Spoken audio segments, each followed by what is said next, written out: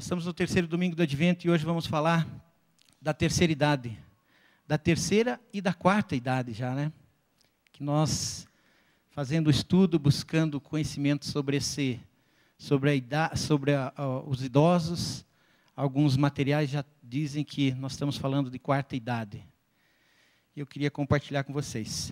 Vamos basear o nosso estudo hoje no texto de Lucas. Abra lá sua Bíblia no livro de Lucas, capítulo 2, do verso 25 ao 37. Livro de Lucas, capítulo 2, do verso 25 ao verso 37. Havia em Jerusalém um homem chamado Simeão, que era justo e piedoso, e que esperava a consolação de Israel.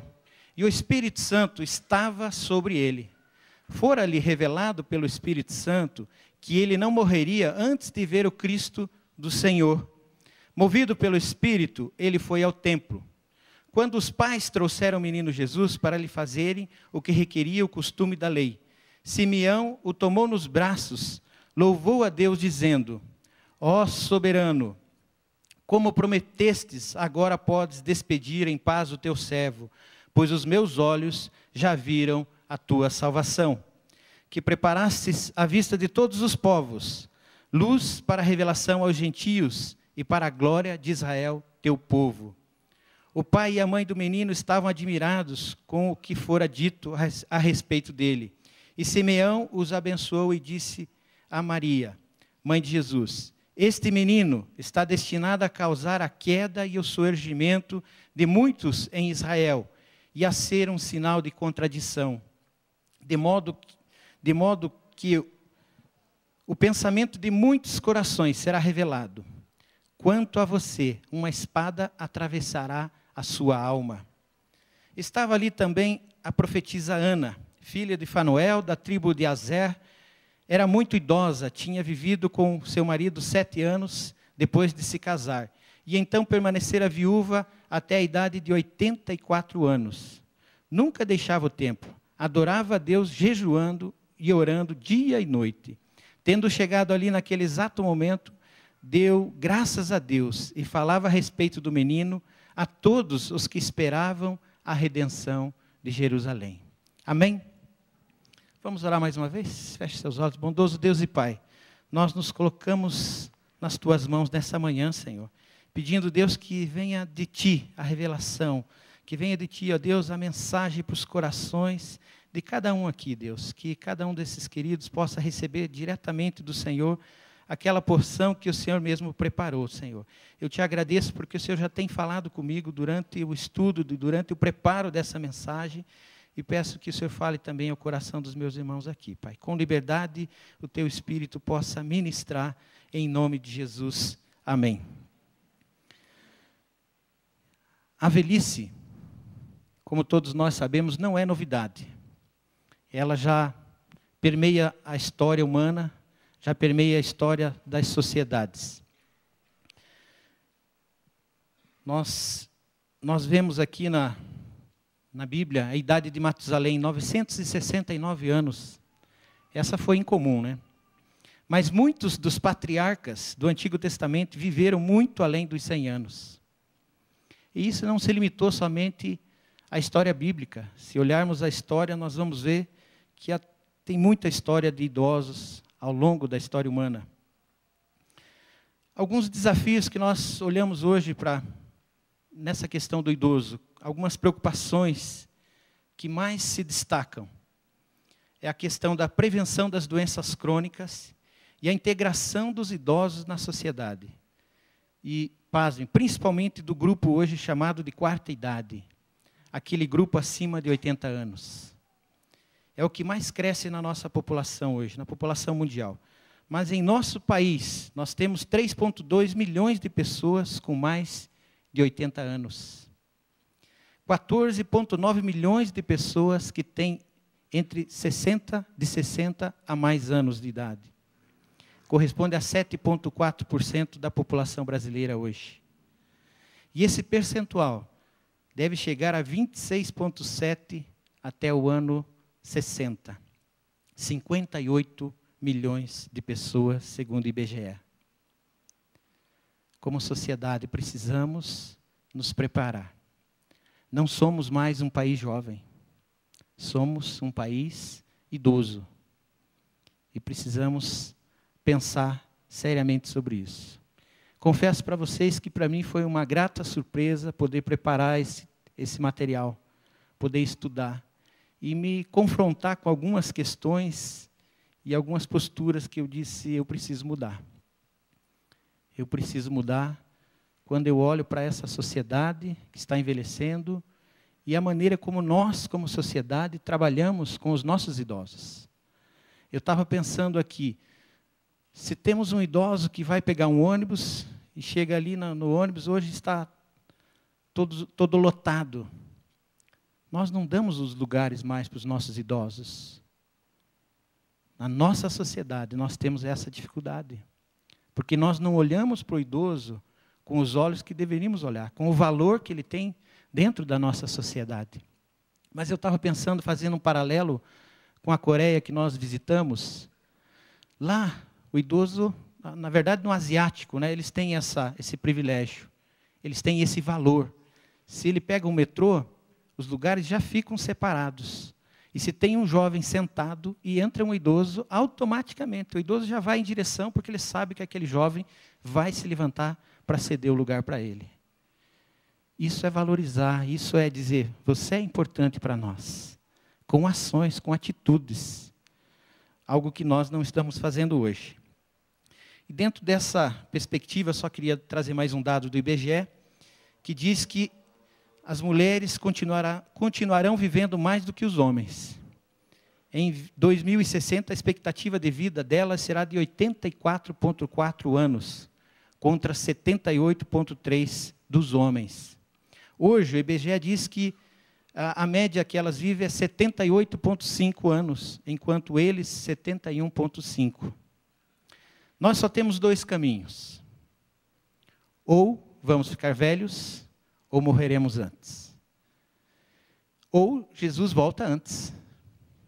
Então nós vamos envelhecer. Nós que somos jovens, precisamos pensar seriamente na questão da idade. Ela vai chegar. É uma questão de tempo. Achei interessante o comentário de uma missionária, Mildred Vanderburg. É uma senhora cheia de vida que se tornou missionária quando já era idosa. Certa vez ela escreveu os 3 estágios da aposentadoria. O estágio que levanta e vai. É um período do envolvimento frenético nas atividades, projetos e viagens que a pessoa sempre quis fazer, mas o trabalho ou outras responsabilidades não permitiam. Levanta e vai. Sem perceber, a pessoa vai, aos poucos, escorregando para o estágio, para que me levantar? No qual o conforto se torna muito importante. E a vontade de fazer e o esforço desnecessário é menor, vai perdendo o ânimo. Neste ponto, Vanderburg diz o seguinte, se você não tomar uma atitude, ou não aparecer ninguém para tirá-lo da apatia e da letargia, você estará caminhando para a fase final. O estágio do levanta e vai, já era. Então precisamos ficar muito atento com os nossos idosos. Eu tenho um amigo que foi aposentado aos 56 anos, trabalhando numa grande organização. De repente a empresa o convida para sair aposentado. Ele estava aguardando mais uns 4 anos para tomar essa decisão. E aí a organização o convida e diz, não, mas nós queremos renovar o nosso quadro, nós queremos colocar mais jovens. Nós precisamos colocar os jovens. Ele não estava preparado para se aposentar. E creio que quem está ativo, quem ainda não chegou próximo, não está preparado. E com isso, o que eu queria refletir, e o que eu, conversando com ele, pensamos sobre isso. Aonde você está depositando a sua vida, a sua história? Como que você está construindo a sua história? É uma história só profissional? Onde o seu trabalho significa tudo para você? A tua vida está focada somente no trabalho? Ou você tem sonhos e projetos que vão além da vida profissional? E se você tem sonhos e projetos que vão além da tua vida profissional, quando a aposentadoria profissional chegar, a vida continua. A vida continua. Mas para isso nós precisamos estar conectados com Deus. É isso que vai fazer toda a diferença. Eu queria colocar um vídeo para a gente refletir um pouco, que vai nos mostrar pessoas de 81 anos, 5 tailandeses, que estavam com acima de 80 anos, que aceitaram um desafio, voltaram a sonhar. Coloca para nós lá, pastor. 人为什么活着？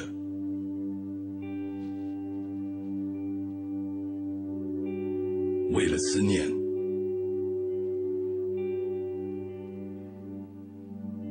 为了活下去，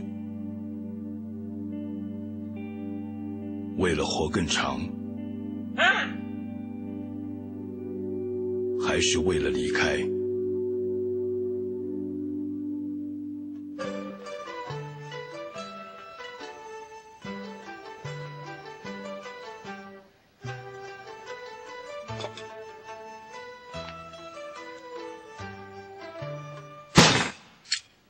去秦末的这吧。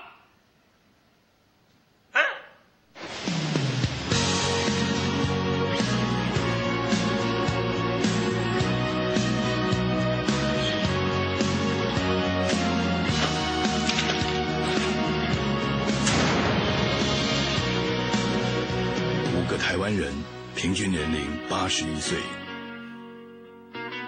，1个重听，1个得了癌症，3个有心脏病，每一个都有退化性关节炎。6个月的准备，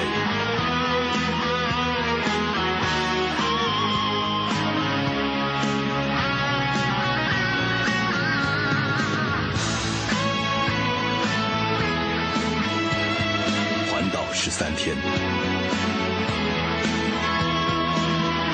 ，1139公里，从北到南，从黑夜到白天，只为了一个简单的理由。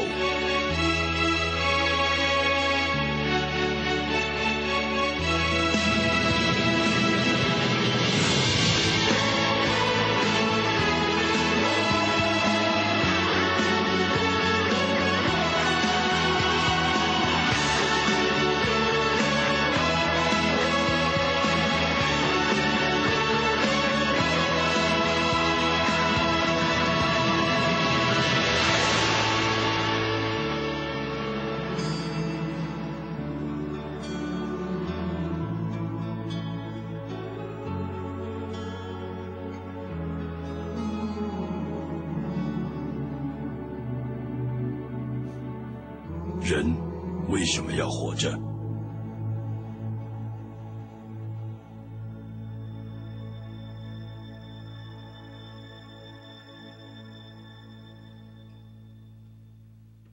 ？Pessoas comuns que tinham um sonho. Você ainda sonha? Para que as pessoas vivem? Você já se fez essa pergunta? Pessoas comuns que ainda sonham. Pensando em pessoas comuns que ainda sonham, eu quero voltar para o nosso texto, onde nós vemos ali 2 pessoas, um homem e uma mulher idosos, que buscavam a vontade de Deus para as suas vidas. Que grande privilégio viver com um propósito bem definido, tendo como prioridade servir e fazer a vontade de Deus. No verso 25 e 26 dizia ali que havia em Jerusalém um homem chamado Simeão, que era justo e piedoso e que esperava a consolação de Israel. E o Espírito Santo estava sobre ele. E ele foi ao templo porque foi revelado pelo Espírito. Simeão era um homem comum, e isso eu achei assim muito interessante. Porque ele não era um sacerdote, ele não era um profeta, mas ele era um homem comum. Mas ele tem algumas características que o texto retrata, e que diz assim, um homem justo, um homem piedoso, e que tinha um sonho. Um homem que tinha um sonho. Ele esperava a consolação de Israel. Outro detalhe que me chama muita atenção é o Espírito Santo estava sobre ele. Ele era um homem comum, mas ao mesmo tempo ele era incomum. E nós estamos falando de um período da história em que Deus, fala-se do silêncio de Deus, período interbíblico. O período interbíblico, para melhor entendermos, trata-se do período que se estendeu por 400 anos entre o livro de Malaquias e o Evangelho de Mateus. Esse é o tempo do silêncio de Deus com a coletividade de Israel. Mas ao mesmo tempo que eu vejo isso, o texto me chama a atenção. E esse homem tinha uma experiência ímpar. Esse homem tinha a presença do Espírito de Deus sobre a sua vida. Era um homem que tinha comunhão com Deus. Simeão era um homem comum. Mas ao mesmo tempo era um homem incomum. Porque era uma pessoa totalmente diferente. Apresentava características diferentes daquela grande maioria. Era um homem que gozava de uma presença de Deus, de uma comunhão com Deus, que se diferenciava. Ele seria um homem que, se nós o encontrássemos, a gente olharia para ele e diria, tem algo diferente nessa pessoa. Esse senhor aqui tem algo diferente. Ele não é igual a todo mundo. Você conhece aquela expressão, como todo mundo faz? Isto é fazer parte do comum. Porém, nós vemos aqui alguém que se destacava da multidão, um homem justo e piedoso, e que queria o bem da sua nação. Era alguém que orava, que buscava Deus com um propósito bem definido, de ver a salvação da sua nação. Ele estava cheio do Espírito Santo. Você conhece pessoas assim? Que você convive, que você conversa e percebe que são pessoas diferentes, ela tem algo, tem um brilho diferente. E você diz, essa pessoa é especial. Sim, porque ela tem a presença de Deus. Ou você é uma dessas pessoas, que aonde você vai, exala o bom perfume de Cristo, e as pessoas olham para você e dizem, nossa, que pessoa diferente. A pessoa parece que tem algo diferente. Ou você é daquelas que está no meio da multidão e as suas atitudes, as suas ações são igual a todo mundo faz, eu também faço. E eu perco a grande oportunidade que eu tenho e o grande propósito de estar aqui e de declarar o amor por Cristo, de dizer para as pessoas, de testemunhar, de viver o meu Cristo dia a dia. Porque é para isso que nós estamos aqui. Para viver o nosso Cristo todos os dias. Não é só aqui no tempo de adoração. É lá onde eu estou trabalhando, é lá onde eu estou estudando, é lá no meio da minha família. Aonde eu estou, eu vivo o meu Cristo. E aí eu serei como Simeão, que tem algo, que tem um brilho, que tem um propósito e que faz toda a diferença no ambiente onde está. Simeão tinha uma revelação do Espírito Santo para a sua vida. Isso fazia toda a diferença. A maneira dele viver demonstra a confiança que ele tinha nas promessas de Deus para a sua vida. E você tem buscado as promessas de Deus para a sua vida? Você sabe que a Bíblia está cheia de promessas para nós, para a nossa vida? Você tem experimentado as promessas de Deus? Ou você lamenta e chora e não tem buscado a Deus? Eu queria dar destaque também para a profetisa Ana. Uma profetisa em tempos de sequidão espiritual. Veja, se era um período em que Deus não falava, não estava falando com a nação, mas haviam ali pessoas que estavam experimentando da presença de Deus. Chama muita atenção aquele texto ali onde diz, havia uma profetisa chamada Ana. Aí o texto faz todo um arrazoado da história dela, da família dela, e diz que era uma viúva de 84 anos, uma pessoa idosa que tinha uma vida ativa, vivia com intensidade e com propósito. 84 anos. E vivia com intensidade e com propósito. Ela não deixava o templo. Ela não deixava a presença de Deus. Uma pessoa que vivia integralmente para o Senhor. O seu tempo estava totalmente ocupado com a dedicação ao Senhor. Adorava noite e dia em jejuns e orações. Adorava a Deus noite e dia em jejum e orações. Quando foi a última vez que você fez um jejum? Alguns talvez nem sabem o que é isso. Quando foi a última vez que você separou um tempo do seu dia para se dedicar a Deus? Para orar, para jejuar, para gastar tempo na presença de Deus, para ouvir a Deus? Quando foi a última vez que você fez isso? Se você não fez, repense. Isso é muito bom, isso é necessário. Precisamos estar conectados com o nosso Deus. E aquela desculpa, não tenho tempo para isso. Meu irmão, se nós não temos tempo para Deus, estamos perdendo tempo. Estamos perdendo o nosso tempo. Se a nossa vida não está sendo pautada pela palavra de Deus, pelos propósitos de Deus, estamos perdendo o nosso tempo. E o tempo está passando. Precisamos viver com integridade, investindo o nosso tempo nas coisas eternas. Tempo com Deus, em oração e jejuns, tempo de qualidade com a família e tempo com as pessoas de Deus. Precisamos ajustar o nosso foco e viver para a glória de Deus. Foi para isso que nós fomos criados, para glorificar a Deus através das nossas vidas, independente de que estágio da vida eu esteja, jovem, criança, adulto, idoso. Fomos criados para adorar a Deus. E eu queria destacar o terceiro ponto sobre as promessas de Deus. Deus cumpre as suas promessas.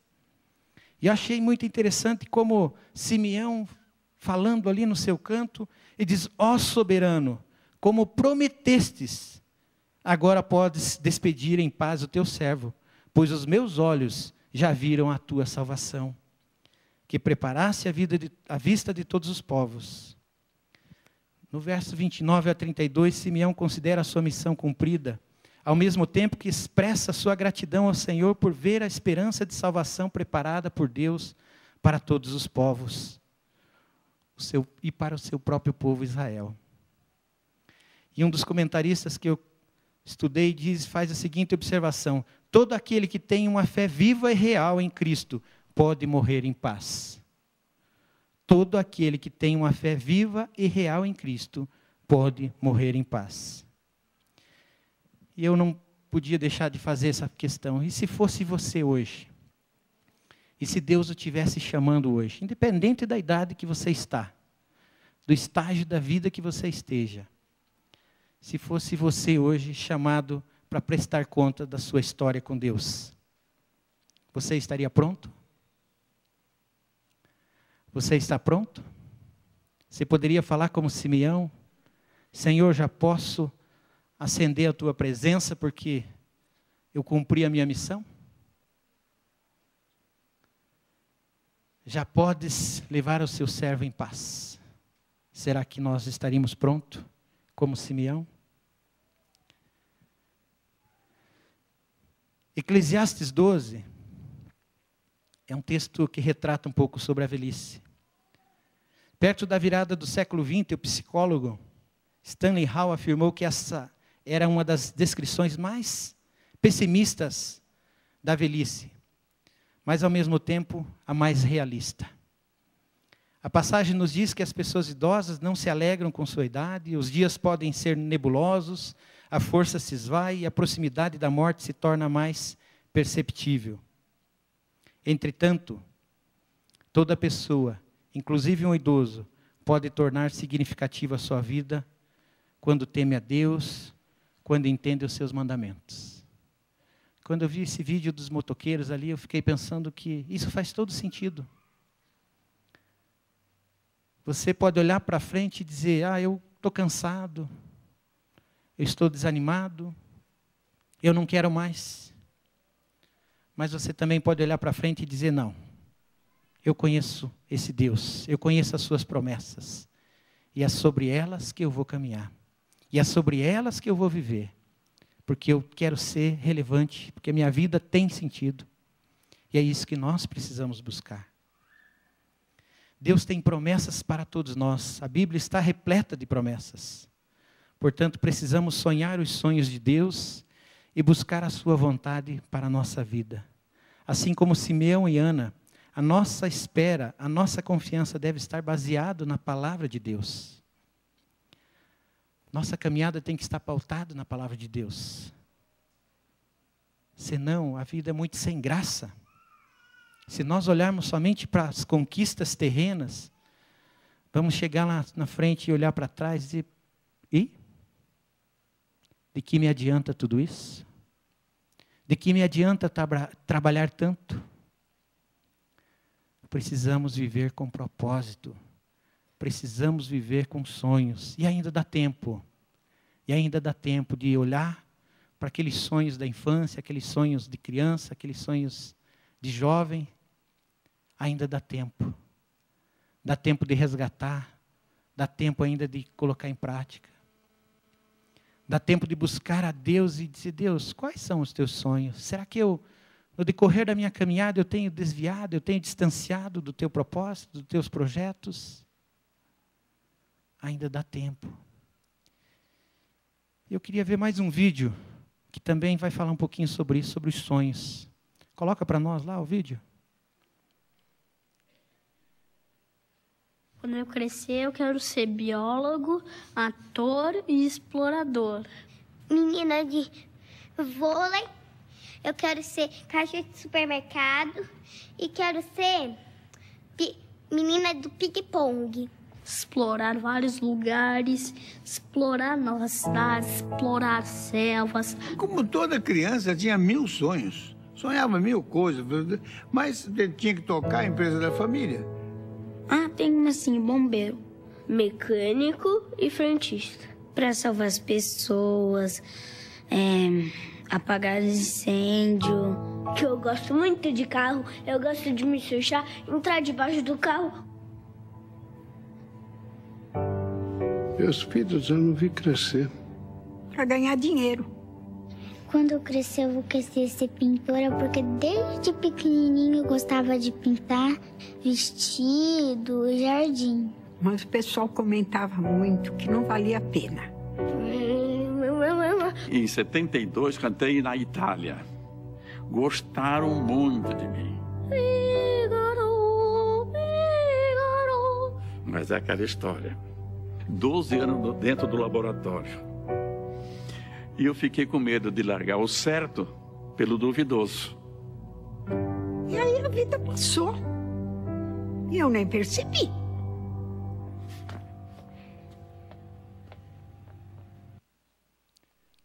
E a vida passou e eu nem percebi. Eu fiquei com medo de largar o certo pelo duvidoso. Quando somos criança, temos tantos sonhos, tantos projetos. Quando nos tornamos adultos, nos tornamos tão racionais. Que sonhos que você tem deixado guardado no seu coração lá no passado? A vida está passando. E o que você está fazendo dela? Que sonhos você abandonou que ainda dá tempo de viver? Sonhos. Que sonhos Deus tem sonhado para você? Você tem buscado os sonhos de Deus? Considerações finais. A preparação dos últimos anos de existência começa com atitudes mentais, o estilo de vida, as atividades e a maturidade espiritual. Quando somos jovens. Obtemos tudo isso quando somos jovens. Interessante esse comentário. Jovens sedentários, críticos, mordazes, nervosos, egocêntricos, geralmente carregam essas características até a velhice. Platão reconheceu isso e escreveu: aquele que é de natureza calma e alegre, dificilmente sentirá o peso da idade, mas aquele que é de oposta disposição, a juventude e a velhice lhe serão igualmente pesadas. Olha, eu quero isso para mim, hein?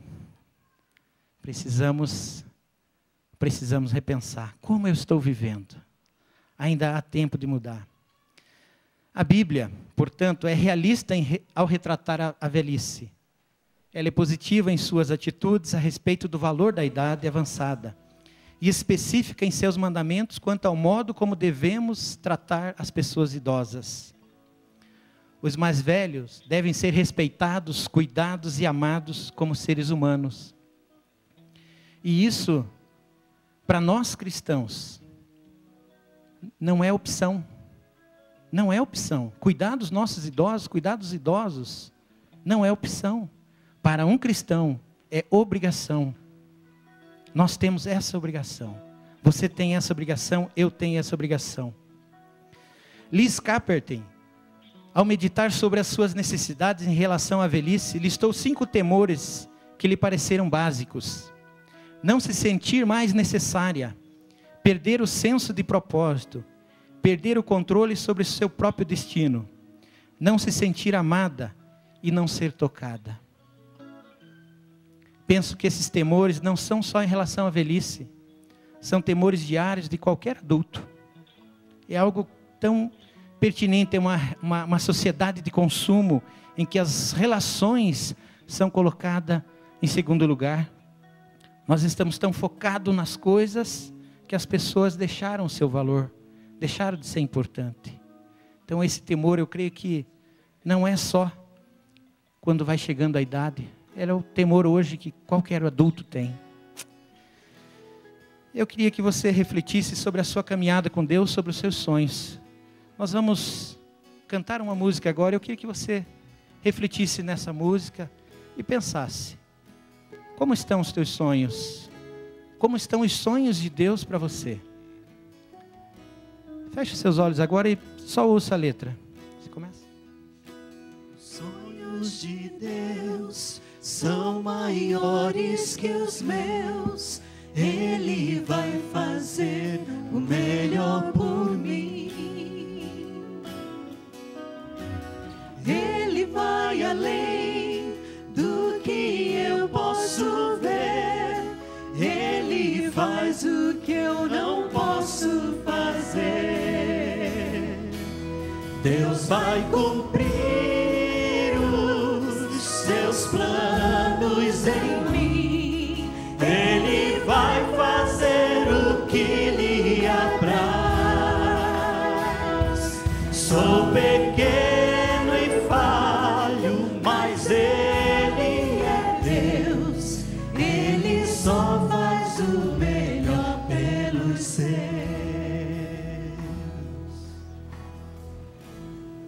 Você tem sonhos?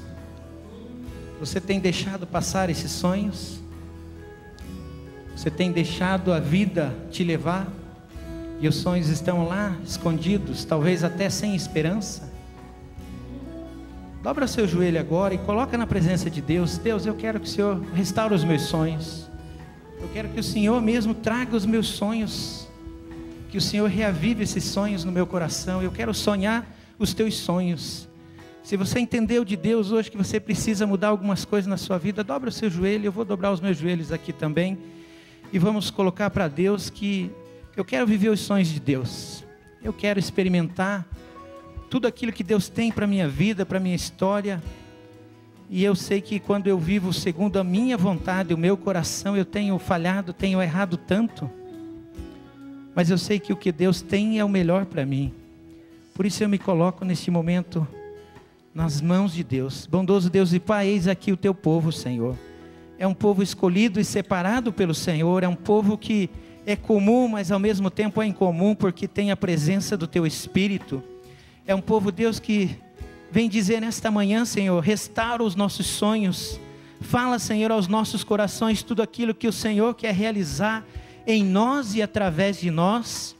Deus, que nós possamos estar com o nosso coração entregue nas tuas mãos, que a nossa vida, Senhor, esteja no centro da tua vontade, para que o Senhor faça em nós, Paizinho, tudo aquilo que o Senhor mesmo tem sonhado, Pai. Deus, eu coloco a minha vida nas tuas mãos, eu coloco a vida da tua igreja nesta manhã nas tuas mãos, e peço que o Senhor reavive os nossos sonhos, Pai. Deus, independente da faixa etária em que estivermos, ó Deus, se jovens, adultos ou velhos, Pai, eu sei que o Senhor tem sonho para cada um de nós, em cada momento da nossa vida, da nossa história. E eu quero pedir nesta manhã, Deus, que o Senhor derrame da unção, da graça sobre a vida do teu povo nessa manhã. e nos desperte, Pai, para sonharmos os sonhos de Deus, sonharmos os teus sonhos e realizarmos, Deus, porque certamente o dia que o Senhor nos chamar, nós diremos: Senhor, estamos preparados, Pai, porque estamos vivendo e realizando os teus sonhos, Pai. Cuida de nós, ó Deus, cuida das nossas famílias, nos abençoa, Deus. É a minha oração em nome de Jesus. Amém e amém.